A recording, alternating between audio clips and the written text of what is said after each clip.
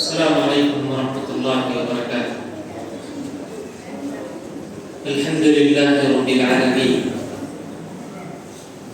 والصلاة والسلام علی سید الانبیاء والمرسلین وعلى من تبعهم بإحسان إلى يوم الدين، أما بعد، أعوذ بالله من الشيطان الرجيم، بسم الله الرحمن الرحيم، وما خلقت الجن والإنس إلا ليعبدون۔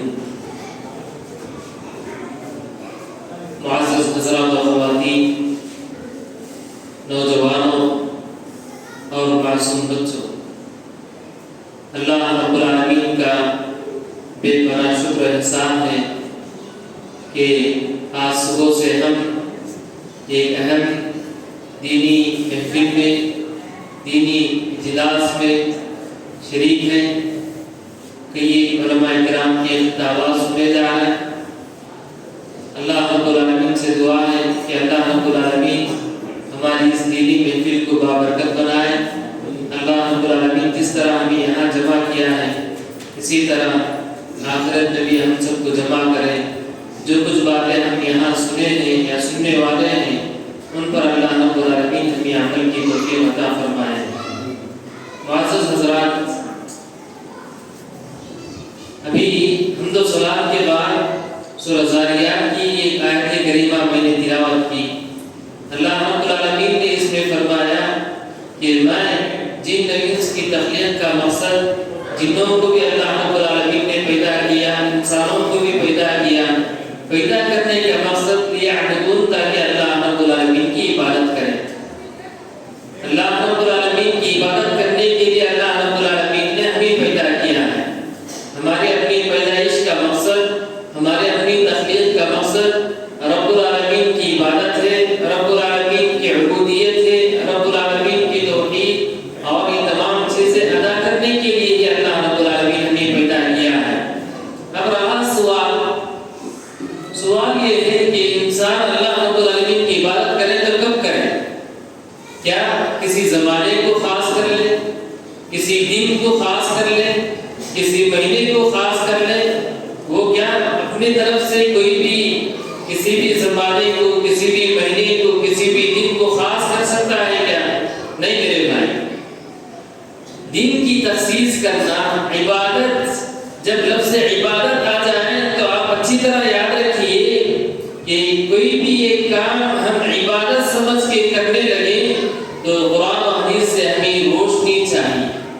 قرآن و حدیث کی روشنی میں ہم اس عبادت کو انجام دیں، اپنے من مانی طریقے سے، اپنے من پسند طریقے سے ہم کسی بھی عبادت کو انجام دیں گے تو عبادت نہیں کہلایا جائے۔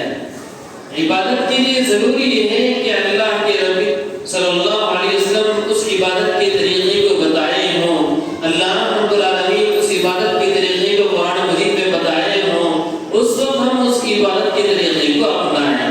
ہم اپنی جانب سے سال کے 12 مہینے ہوتے، 12 مہینے میں فلاں مہینہ، ہر سال جب بھی وہ مہینہ آ جائیں ہم وہ عبادت انجام دیں گے، یہ عبادت انجام دیں گے۔ ہم اپنی جانب سے اپنے ذہن و دماغ میں فکس کر لیں کہ اگر کوئی بھی کام کریں تو اللہ رب العالمین ہرگز قبول نہیں کرے گا۔ معزز حضرات، ہم جس مہینے سے گزر رہے ہیں یہ شعبان کا مہینہ ہے۔ ماہ شعبان اسلامی کیلنڈر کے اعتبار سے، اسلامی مہینوں کے اعتبار سے 8واں مہینہ ہے۔ ویسے بھی احادیث میں کئی احادیث میں ہر مہینوں کے تعلق سے کچھ فضائل قرآن و حدیث میں وارد ہوئے ہیں۔ اس مہینے کے تعلق سے صحیح حدیث یہی ہے کہ اللہ کے نبی علیہ السلام کثرت کے ساتھ نفل روزے رکھا کرتے، بہت زیادہ نفل روزوں کا اہتمام کرتے۔ حضرت عائشہ رضی اللہ تعالی عنہ بیان کرتی ہیں کہ اللہ کے نبی علیہ السلام کی عادت کیا ہوتی، ما رأيت النبي صلی اللہ علیہ وسلم فی شہر اکثر صیاما منه فی شعبان، شعبان سے بڑھ کر کسی بھی مہینے میں آپ صلی اللہ علیہ وسلم کو روزہ رکھتے ہوئے نہیں دیکھی۔ آپ صلی اللہ علیہ وسلم شعبان کے مہینے میں، شعبان جیسے ہی شروع ہو جائے، ابھی انشاءاللہ عزیز چند دنوں میں ہم شعبان کا استقبال کرنے والے ہیں،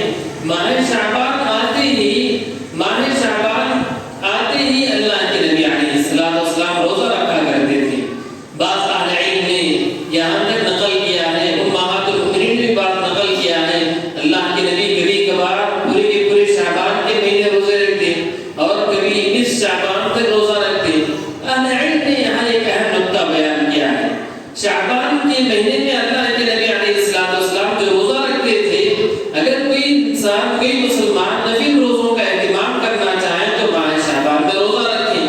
رہا معاملہ 15 شعبان کے بعد اگر وہ روزہ رکھنے کی وجہ سے اس کی جسمانی کمزوری، جسم کمزور ہونے کا امکان ہو تو 15 شعبان کے بعد روزہ نہ رکھیں۔ کیوں؟ اس لیے کہ جن دن میں ماہ رمضان کے روزے رکھنا فرض ہے وہ روزے آ جائیں گے تو وہ روزے رکھنے کے لیے اس کو طاقت ہو، قوت ہو۔ اس لیے اہل علم نے یہ نقطہ بیان کیا کہ 15 شعبان کے بعد روزہ نہ رکھیں۔ رہا معاملہ کہ اللہ کے نبی علیہ السلام ماہ شعبان میں کثرت سے کیوں روزہ رکھا کرتے تھے؟ اللہ کے نبی روزے کا اہتمام اس لیے کیا کرتے تھے۔ اسامہ بن زید رضی اللہ تعالیٰ اللہ کے نبی سے جا کے سوال ہی کرتے ہیں، یا اللہ کے نبی آپ ماہ شعبان میں روزہ زیادہ رکھا کرتے ہیں کیوں؟ اللہ کے نبی علیہ السلام نے وجہ بتاتے ہوئے فرمایا، وجہ بتلائی، ذاک شہر یغفر الناس عنہ وهو شهر ترفع فيه الاعمال الى رب العالمین، کہ یہ مہینہ بہت زیادہ غفلت کا مہینہ ہے، بہت سارے لوگ غفلت میں گزارتے ہیں۔ میں چاہتا ہوں کہ میں غفلت میں نہ گزاروں، رب العالمین کی عبادت کروں۔ اور ایک اہم بات یہ بھی بتایا اللہ کے نبی علیہ السلام، اس مہینے میں اللہ رب العالمین کے یہاں اعمال پیش کیے جاتے ہیں، ہمارے اعمال اللہ رب العالمین کے یہاں پیش کیے جاتے ہیں۔ میں چاہتا ہوں کہ میرے اعمال پیش کرتے ہوئے، میرے اعمال اللہ رب العالمین کے یہاں پیش کرتے ہوئے میں روزے کی حالت میں رہوں، روزہ رکھوں۔ اللہ کے نبی علیہ السلام نے صاف الفاظ میں فرمایا۔ معزز حضرات، اور ایک حدیث جو عوام الناس میں بھی مشہور ہے ماہ شعبان کے متعلق، ماہ شعبان کے متعلق اور ایک حدیث یعنی 15ویں شعبان کی فضیلت۔ 15ویں شعبان کی کچھ فضیلت ہے کیا قرآن و حدیث میں؟ جی ہاں ضرور ہے۔ اللہ کے نبی علیہ السلام نے فرمایا 15ویں شعبان کی رات اللہ رب العالمین جو کوئی شرک نہ کیے ہو، جو کوئی اپنے مسلمان بھائیوں کے تعلق سے اپنے دل میں کوئی بھی کینہ، کوئی بھی کپٹ نہ رکھتے ہو، اللہ رب العالمین ایسے تمام لوگوں کے لیے مغفرت فرماتا ہے، معاف فرماتا ہے۔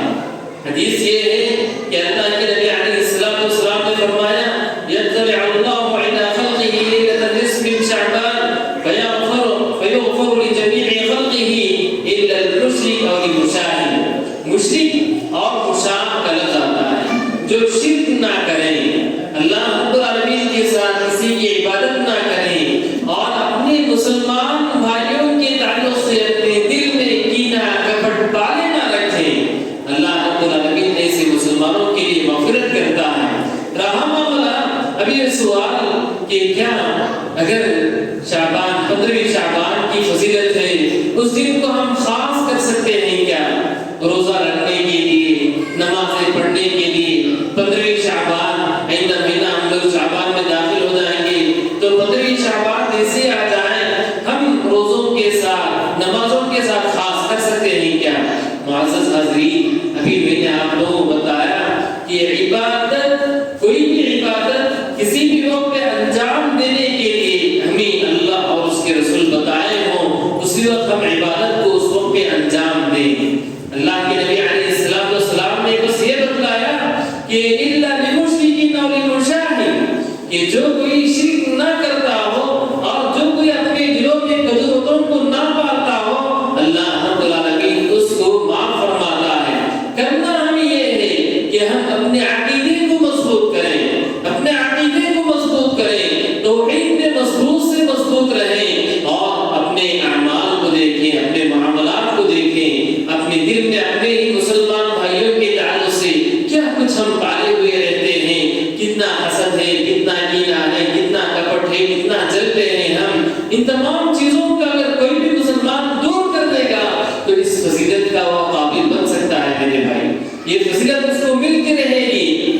رہا معاملہ اس دن کے لیے عبادت کو خاص کرنا، اس دن روزہ رکھنے کی کوشش کرنا، اس دن نفل نمازیں پڑھنے کی کوشش کرنا، یہ سب اللہ کے نبی علیہ السلام نے نہیں کیا ہے، ہم بھی نہیں کریں گے۔ معزز حضرات، میں یہ بات بھی آپ کو بتا دوں، احادیث میں اللہ کے نبی علیہ السلام صاف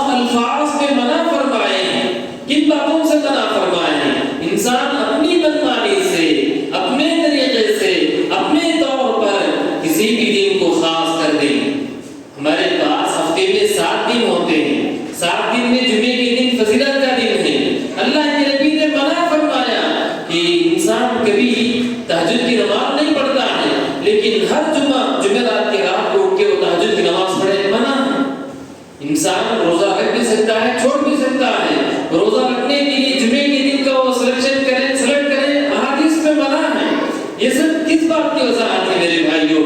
इबादत, लफ्ज़ इबादत अगर आ जाए तो इबादत को उसी तरीके से अदा करना हमारे लिए जरूरी है।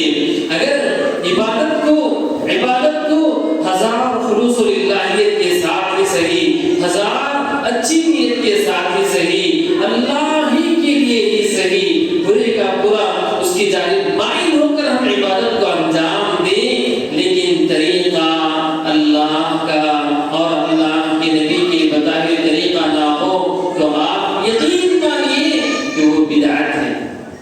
यकीन मानिए कि अल्लाह रब्बुल आलमीन उसको कबूल नहीं करेगा।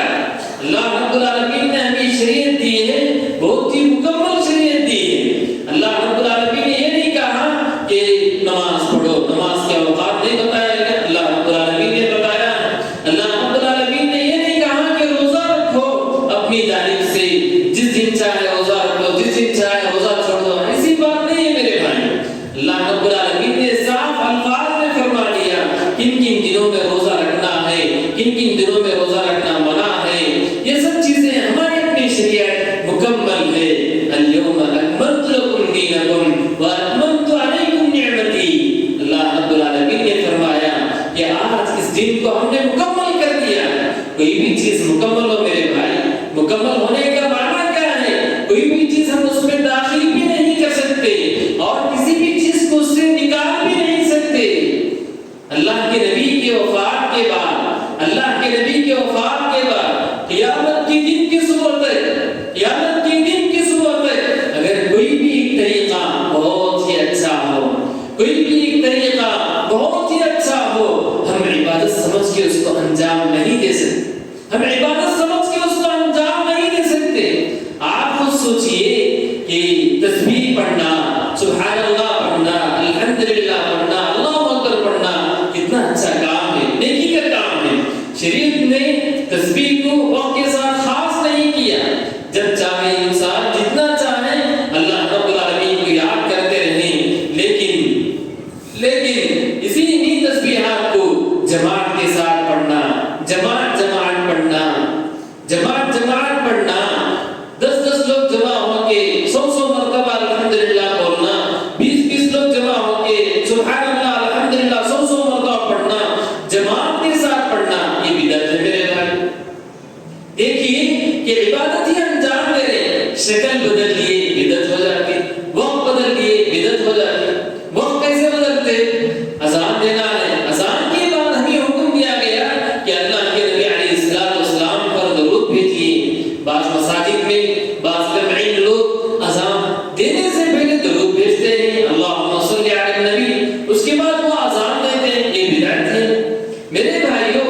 ये बात को आप ज़हन में अच्छी तरह बिठा लीजिए कि कोई भी तरीका, कोई भी काम कितना ही अच्छा क्यों ना हो, वो तरीका अल्लाह के नबी अलैहिस्सलाम ने बताया है क्या? वो तरीका अल्लाह रब्बुल आलमीन ने बताया है क्या? उसी वक्त हम उस काम को अंजाम दें। अगर हम ये तहकीक किए बगैर, ये सुने बगैर हम उस काम को अंजाम दे देंगे तो यकीन मानिए कि हम बिदअत और खुराफात में शामिल हो जाएंगे। दुनिया का मामला अलग है मेरे भाई। अल्लाह के नबी के दौर में फैन नहीं था, आज हम ये फैन इस्तेमाल कर रहे हैं, बिदअत नहीं है। ये अल्लाह रब्बुल आलमीन की निअमतें हैं।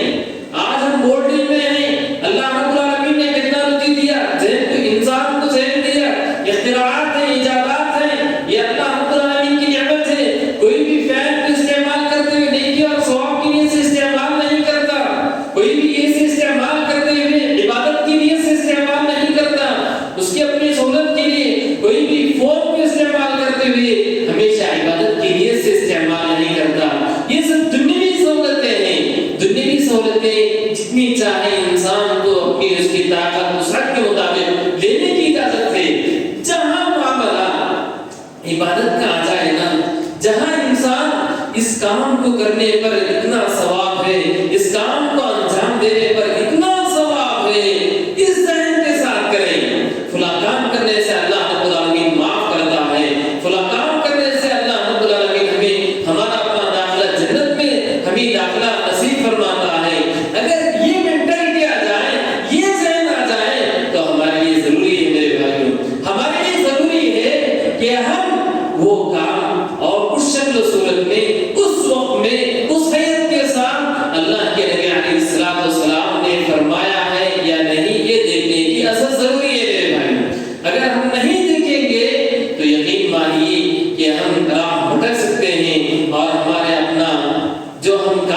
کر کے بھی اجر و ثواب کے مستحق نہیں بن سکتے۔